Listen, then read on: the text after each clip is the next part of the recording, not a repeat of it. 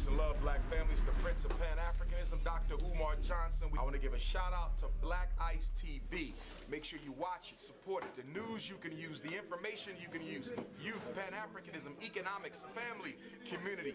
Make sure you support Black Ice TV because Dr. Umar Johnson does. Sacred. On the dive, mother and father is the basics. Rise like you're supposed to slip out the matrix. Still dumbstruck, thinking this is entertainment. Escape to reality.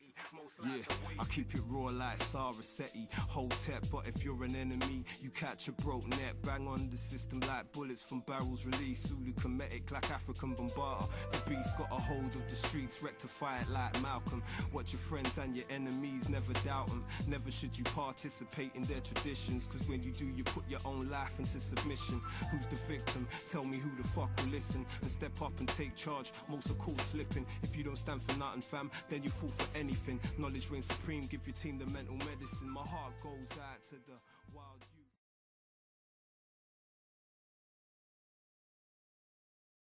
We'll go for the questions. So again, I'd like Brother Browder to come back up. And when you ask questions, just could you say your name, please, and what organization or radio station you represent? That's fine. And then we take it from there. So, have the first question.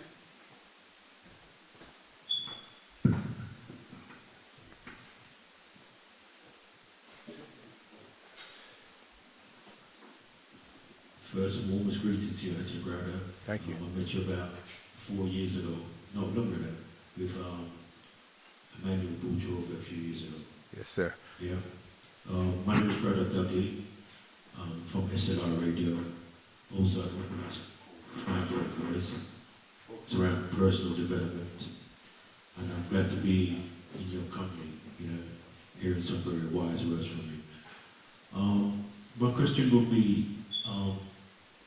who was your mentor? I heard you talk about so many of them, like Dr. Ben and so forth, but who was one who really took you under your arm, so to speak, and really pushed you? Okay, I appreciate the question, but let me modify your question a bit. Back in the States, we don't use the word mentor.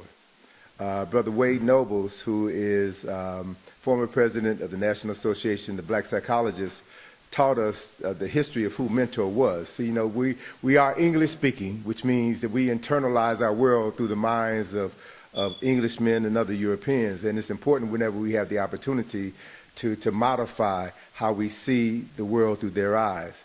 And mentor was the person who Odysseus or Ulysses turned to when he was about to participate in the Trojan War, to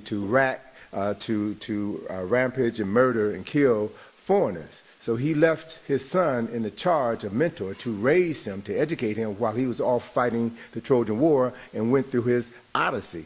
So in that context, we see mentor as an accessory to murder, an accessory to crime. So we prefer to use a more appropriate term, an African term, Jegna, which is Amharic, an Ethiopian term, Jegna, J-E-G-N-A. And the Jegna is a defender of the culture. And if you all are familiar with the works of Haile Gerima, brother who 25 years ago wrote and directed the film Sankofa, the logo of his film company, Mifedu Films, is an image of a Jegna, two Jegna, male and female, brothers and a sister with a shield and a spear, defending their culture and fighting for their liberation. So the Jegna, who have been responsible for training me and putting me on this path, the two brothers, well, I like trinities, I'll go with three. So three souls who I love dearly, who are now ancestors, but whose presence continues to shape my life on a daily basis. One, I would say Baba Asa Hilliard, who I met 30 years ago. 30 years ago, this month actually, began developing a working relationship with him, and it was Dr. Hilliard who wrote the introduction to my first book, From the Browder File, in 1989.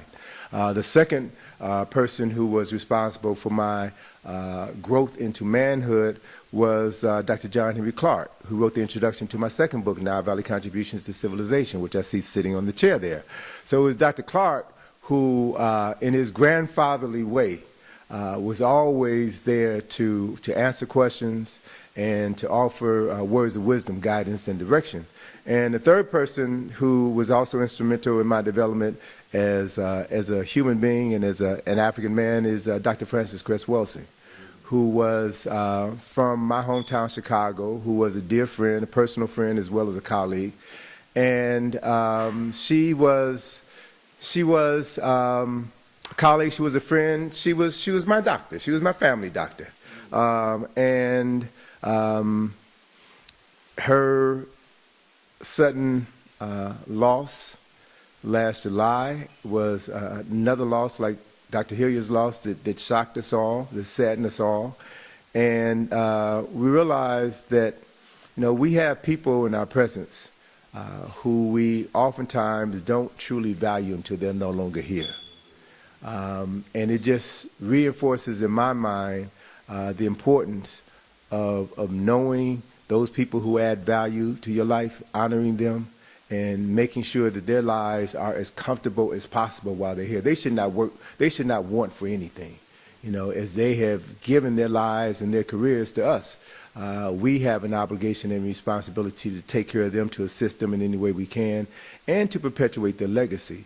So those are the three shining historical and academic stars in my life who have demonstrated to me how an African man should behave. So I appreciate your question. All right, next question.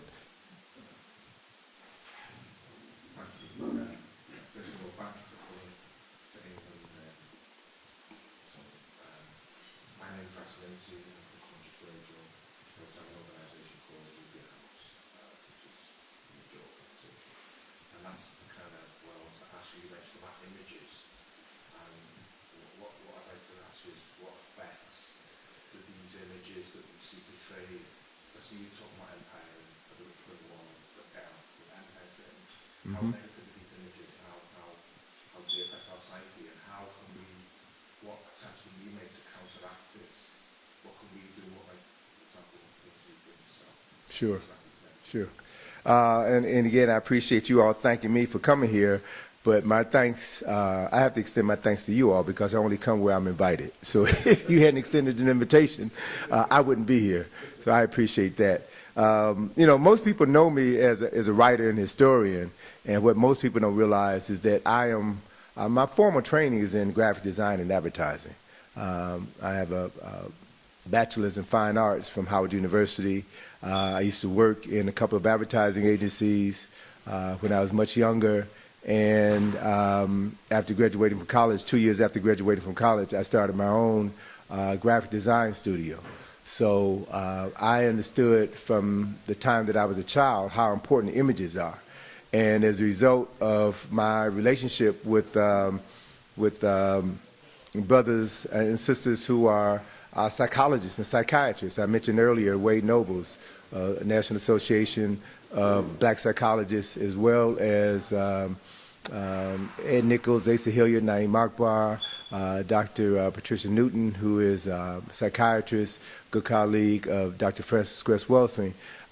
They have helped to, and Richard King as well. They really helped me to understand the power of images to affect and influence us on a subconscious level. As a matter of fact, I read a paper about 3 months ago that stated that 95 to 97% of our thoughts are programmed in our subconsciousness by media that we internalize. So I understand very clearly that everything we see, everything that we hear, everything that we watch has been determined by people who don't look like us. And they understand very clearly that the main purpose of advertising and marketing is to get inside your head, to get you to spend money that you don't have on things that you don't need. So it's all about mental manipulation. And those people who are in that business understand that it is a business, and they don't care about the people who internalize their messages. They don't care. And so it's important for me to understand that African, I'll speak from perspective of my home country. Africans in America are the greatest consumers of media content in the United States of America. We watch almost twice as much television as any other segment of the population. And there's been research done that shows that that watching television diminishes your intellectual capacity. So it's no wonder that we're in the shape that we're in the United States. So the key is to help make our people aware that all media affects us on a conscious and subconscious level. All media. And through the analyses that I've done, you mentioned the analysis I did of Empire last year. A decade ago, I did an analysis of the movie Avatar. And just last month, I've been doing several presentations on this new film, Get Out, and what all of that means. So what I do as a form of, I guess, relaxation is to analyze media and then to share my analysis with people who have a desire to improve their quality of life. As I stated earlier, this information is not for everybody. So I'm very clear about that. Not everybody's going to get it. But for those who are interested in understanding how others outside of our community shape our perceptions of self and our perceptions of the world, then for those who get it and want to do something to change the relationship and become the masters of your perception, then I share my research with them. And the idea is to be fully aware of the fact that everything that comes into your body, you know, there's an old saying that you are what you eat. You are what you eat. And if you eat junk food, your body will be a temple of junk. But you're also what you listen to. You're also what you see. You're also what you read. And when we understand that everything that we internalize, whether we eat it, drink it, listen to it, read it, or see it, affects us on a cellular level. That's very basic and fundamental. Everything that you internalize affects you on a cellular level. So any man or woman who is serious about being a competent man or woman is going to master what they internalize. And any man or woman who happens to be a parent who loves their child will limit their child's exposure to media and will regulate what they internalize. Because if you don't, the children that you bring into the world will become monsters who will terrorize your community. And one of the reasons why we find our communities in the sad state that they're in is because the parents are not doing their job.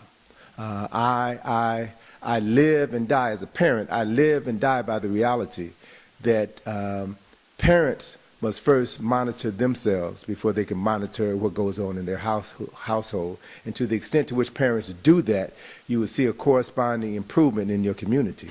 So I put the onus on us. I understand that the European is our oppressor. I get that. I'm clear about that.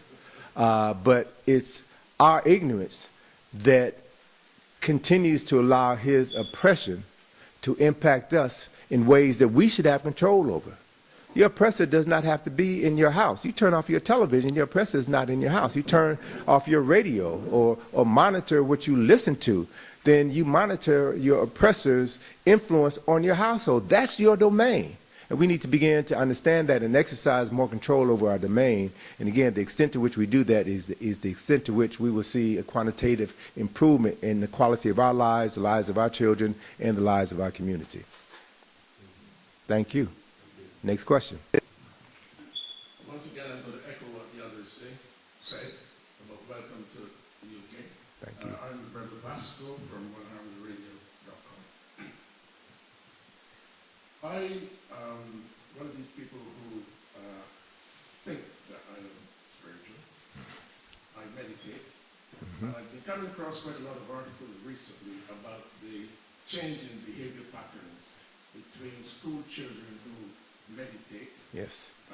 at the behest of the school or the faith, and those children who do not meditate. And I will make a quote from the Dalai Lama who said that if every child were to meditate, then we could wipe out violence in one generation. Mm-hmm. Right. Where do you sit on that? Do you believe that meditation is one of the ways forward for the black community? Sure. I appreciate. Opposed to religion, that is. All right. I appreciate your question. And let me respond specifically to your question. Do I believe that meditation is the way forward? No, I don't believe. Because a belief is something you accept without proof. I know that meditation is one of many ways that can be used to advance us. And meditation has been given a bad rap by religions because for some people they believe that by you meditating you open yourself up to the devil, right? So I've been around long enough to know that the devil ain't real. So if the devil is not real, it means that God is not real, which means that God is a man-made concept. It's a man-made concept. And people believe in God and believe in the books written by God's chosen people primarily because they have not read. They're not familiar with how many religions have been used, to paraphrase my good friend, my good teacher, Dr. John Henry Clark, many religions have been used as nothing more than male chauvinistic murder cults, where women are ostracized, the presence of women is minimized, and these so-called religions, these so-called pathways to God, have been used to justify some of the most ungodly behavior exhibited by human beings on this planet. So I'm not locked into any religious ideology, any religious belief. I know that there is a creative force, a creative presence that operates throughout the universe. I know nobody has the right to impose their religious beliefs on me. I'm fully willing to accept anybody's religious faith. Everybody has the right to believe what they want to believe, but nobody has the right to impose their beliefs on me or anybody else. But with regards to an understanding of man and woman's relationship with the unseen, with the Creator, with God, Allah, Jehovah, whatever term you want to use to describe it, I know that we are the instruments, we are the vessels which the Creator manifests itself. And that in that sense, we are many creators. And I know that our ability to create is determined by what we think. And as I stated previously in answering the other question, our thoughts are not our own. Our thoughts have been programmed into our consciousnesses by our oppressor. So as a result, the thoughts that we think are thoughts that are designed to minimize our ability to create things that will create a positive existence within our environment. So it's by centering yourself. Some people may call it meditation.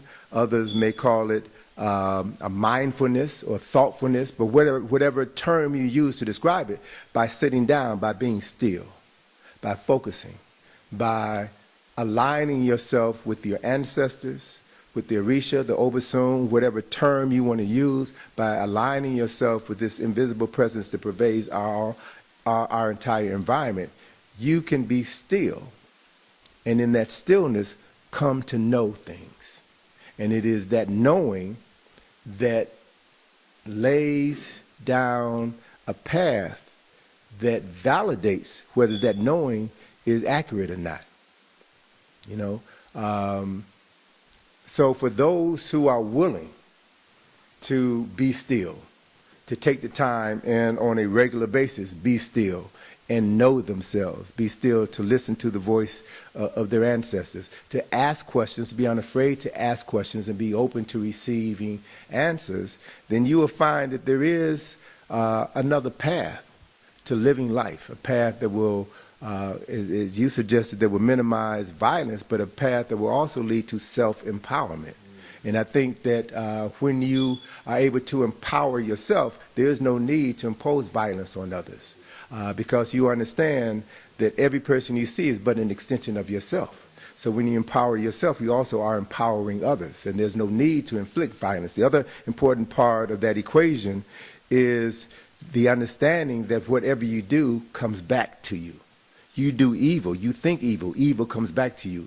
You know, our minds are such that, and this is all part of something that I was introduced to back in the 1970s. So I understand and I appreciate the power of thought and the power of focus and constructive thought, and how just by taking time out of your day every day to be still and to reflect on your thoughts from the previous day, or to project your thoughts into the coming day. We create our reality based upon our thoughts. And let me say that again, because that's something I don't believe, it's something I know. We create our reality based on what you think. So when you change your mind, you change your relationship to everything. that we are creators. And that's something that most religions will never teach us. We are the instruments. We are the vessels to which the Creator, God, Allah, Jehovah, works through. So when we understand that and we participate in activities that keep us connected with this source, and we practice what we know, then we change our relationship with ourselves, we change our relationship with those with whom we interact, and when people of like mind come together, we change our environment, we change our communities, we change our schools, we change our households. So one of the keys to eliminating violence is to know yourself, is to limit your ingestion of media influences, and to take regular time to be still and have conversations with your soul, with your ancestors, with your spirit, and then to work with people who also are like-minded people, and then to come together collectively to talk about what it is that we need as a community, and then to do those things. And when you do that on a consistent basis, you will see a direct cause and effect relationship between what you think and what you manifest in reality. And our oppressor knows that. Our oppressor understands that. That's why they place obstacles in our way on a regular basis. That's why they do everything within their power to disconnect us from this knowing. So, if you truly understand the nature of who your enemy is, then you reach a point in your life where you're no longer afraid of that enemy, and you no longer give your power to that enemy. It's in this instance, talking about what the white man has done, blah, blah, blah, blah, white man has done this, white man has done that, and getting angry with him only perpetuates his power. If we could forget the white man and think about us, spend our time with us, spend our money with us, learn to love us, then we will see things change overnight. And that's a message that we need to be sharing with more of our people. That's a message that needs to be shared every day. Every day.